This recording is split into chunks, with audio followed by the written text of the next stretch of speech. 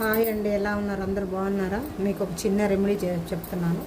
చేతబడి ఉన్నా లేదన్నా ఏదన్నా ఎక్కడన్నా వీధుల్లో రోడ్డుల్లో తొక్కి వస్తానట. అంటే ఇప్పుడు జనరల్గా మామూలుగా ఏంటంటే ఏదైనా దిష్టి తీసినా, ఏదన్నా చేతబడులు తీసినా, ఏదన్నా బాగా లేకుండా దాటింపు చేసినా అందరూ రోడ్లోనే పోసేస్తున్నారు.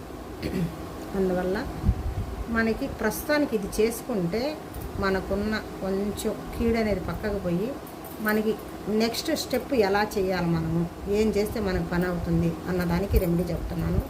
చూడండి, ఒక దబర నిండా నీళ్ళు తీసుకోండి. శనివారం నైట్ కానీ శుక్రవారం నైట్ కానీ ఏ రోజైనా చేసుకోవచ్చండి ఇది పని.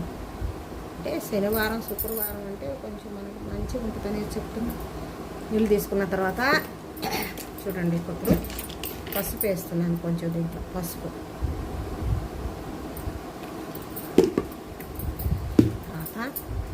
ఆవాలు మనం ఇంట్లో వాడతాం కదా, ఆవాలు కొన్ని ఉంటే మీరు తెల్ల ఆవాలు కూడా వేసుకోవచ్చు, ఇంకా మంచిది.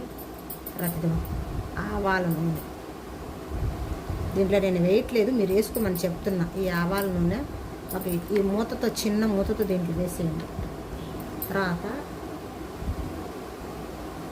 నిమ్మకాయ ఉంటుంది కదా, ఈ నిమ్మకాయలు 2 కట్ చేసి ఇందులో వేసేయండి.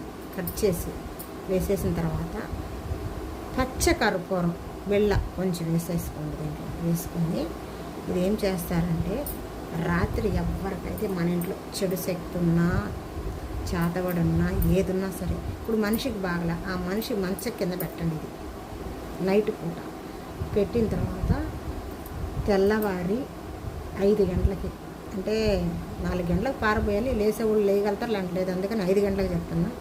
ఈ నీళ్ళని ఏం చేస్తారంటే, రాత్రి అంతా మంచం కింద పెట్టేసి, లేదంటే కింద పడుకుంటే తలకాడ పెట్టుకోండి.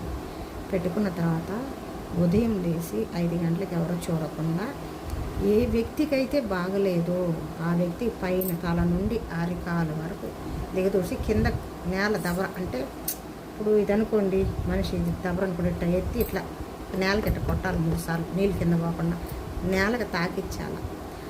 అట్లా 3 సార్లు దిగదూసి అది ఎత్తుకెళ్ళి 3 దారులు తిరిగే దగ్గర కొయ్యాలి. ఎక్కడంటే అక్కడ పోయచ్చు, లేదంటే పారే నీళ్ళల్లో పోయొచ్చు, లేదంటే చెట్లో పోయొచ్చు. మనకి పారే నీళ్ళల్లో పోసినా ఇంకా మంచిది, 4 దారుల్లో పోస్తే చాలా మంచిది. అది నాడు అంటే మనకి ఏదైనా రోడ్లు నీళ్ళు వచ్చున్నా మన పీడ చీడ అంతా పోతుంది. ఇది చేస్తే చేతబడి ఉన్న వాళ్ళకి కూడా దిక్కు తోచట్లా, ఏమీ తెలియట్లేదు, ఏం చేయాలో తెలియట్లేదు అన్న వాళ్ళకి దారి